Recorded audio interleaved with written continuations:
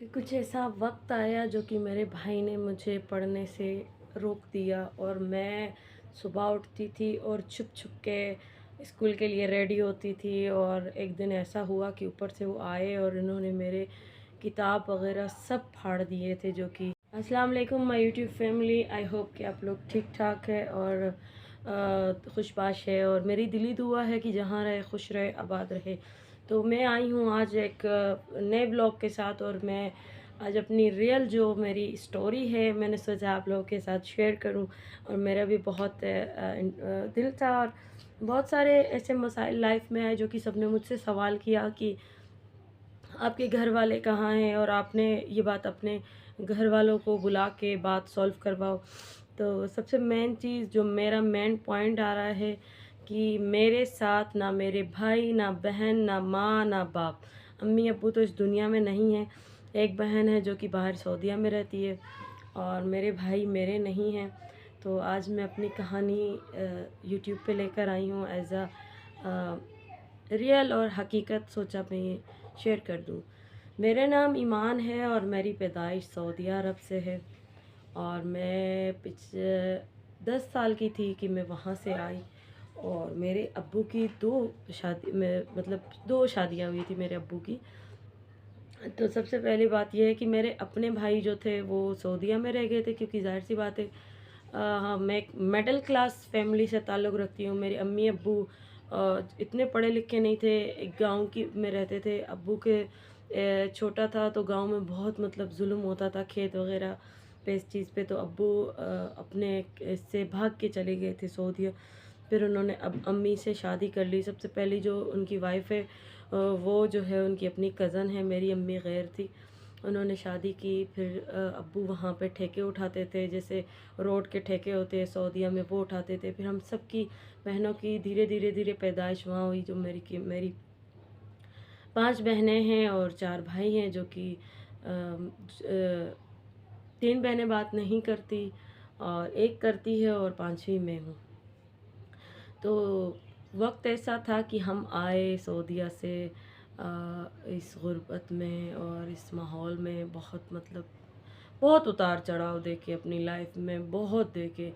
तो बाकी तो सब बाहर से पढ़कर आए थे, बहनें वहनें इतना नहीं पढ़ी। जैसे कि मैंने बताया कि मैं एक मिडिल क्लास फैमिली से ताल्लुक़ रखती हूँ।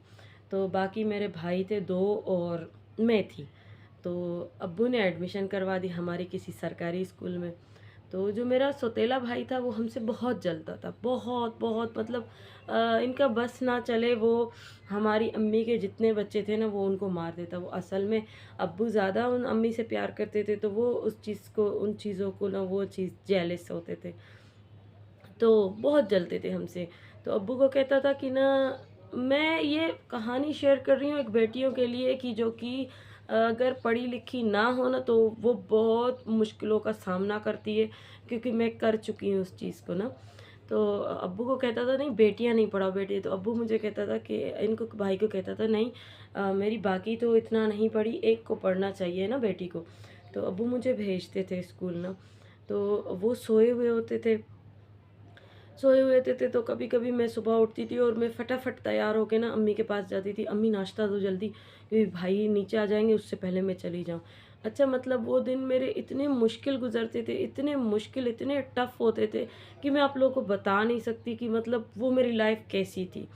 मैं जाती थी छुप छुप के, फिर भी ये कहीं ना कहीं से उठ के आता था, किसी गली में रोकता था और मुझे बहुत सुनाता था, जलील करता था, बातें सुनाता था। इससे मुराद ये है कि मतलब मेरी जो लाइफ में पढ़ाई थी वो मेरे सौतेले भाई ने मुझे पढ़ने नहीं दिया। और जितनी अब्बू की माशाल्लाह पैसे अब्बू के पास बहुत थे, अनलिमिटेड जायदाद थी, जो कि मेरे भाइयों ने मुझे नहीं दिया कुछ भी। अगर दिया भी तो सिर्फ ज़लालत दी और कुछ भी नहीं दिया है। ना मुझसे मिलते हैं ना मुझसे बात करते हैं। उनका रीज़न भी मैं बता रही हूँ। उनका रीज़न ये था कि आपने एक पंजाबी कौम से मैं शादी क्यों की। ज़ाहिर सी बात है, जब एक औरत पे ज़ुल्म होता है ना, जब अपने नहीं उठते ना, तो औरत ज़ाहिर सी बात है अपना कदम खुद ही उठाती है। मैंने हाँ, ये है कि मैंने शादी, पर मैं ये भी कहना चाह रही हूँ कि करवाई गई थी। ऐसा नहीं हुआ था कि हमने भाग के जाके शादी की या लव मैरिज की। चल इस बात को यहीं रोक देते हैं, इसका मौजू बाद में बात करेंगे। रेहान नहीं करो।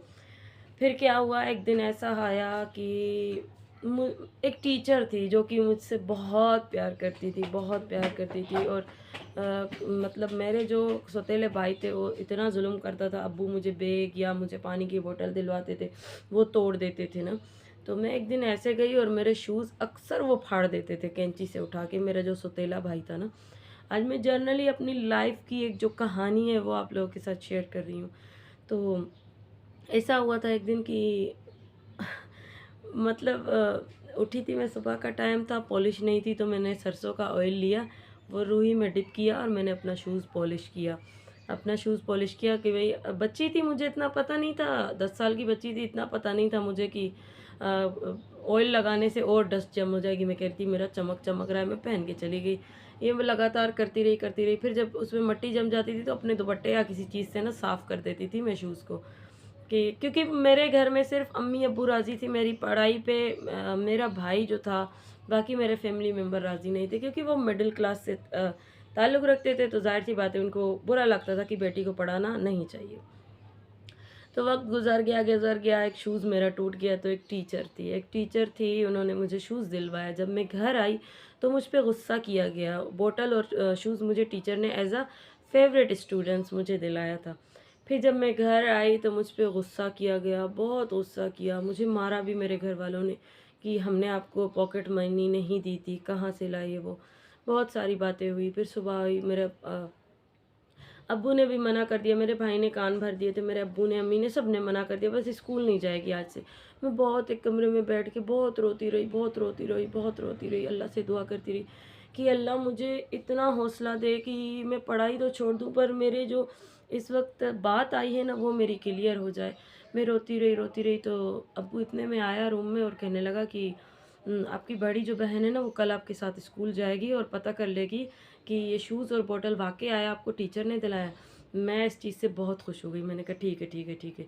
अच्छा, सुबह हुई, टीचर के पास गए। पहले तो मैं इतनी घबराई हुई थी, ज़ाहिर-सी बात है बच्ची थी, डर लग रहा था कि कहीं टीचर मुकर ना जाए कि नहीं मैंने नहीं दिलाया। तो ये भी एक सवाल उठेगा कि कहाँ से गई, कहाँ नहीं। क्योंकि ज़माना माशरा बहुत ही गंदा है, कोई किसी का नहीं है। बहुत इस चीज़ का ख़्याल करना चाहिए लड़कियों को। और उस वक़्त लड़कियाँ गुस्से में बहुत कुछ कर जाती है, जो कि हमने सब्र किया, हमने ऐसा कुछ नहीं किया। चली तो टीचर ने कहा हाँ मेरी फेवरेट स्टूडेंट्स थी, मैंने दिलवाया और ऐसा-ऐसा। उसके बावजूद भी मुझे एक सज़ा मिली जो कि मैं आज तक भुगत रही हूँ। मुझे घर में रोक दिया गया, मुझे पढ़ने नहीं दिया गया। मैं सिर्फ 8 क्लास पढ़ी हुई हूँ, मुझे आगे नहीं पढ़ने दिया गया। और उसकी सफाई भी मैं दे चुकी थी। और मेन जो मकसद था ना मेरे सौतेले भाई का, मुझे किसी तरह ख़राब करना और मुझे स्कूल से बायकॉट करवाना, ये पूरी जो साजिश थी ना, ये मेरे सौतेले भाई की थी। और आज यकीन करोगे, आज मुझे जब ज़रूरत है ना, तो मुझे जॉब नहीं मिल रही है, क्योंकि मैं 8 क्लास पढ़ी हुई हूँ, मैट्रिक भी नहीं हूँ।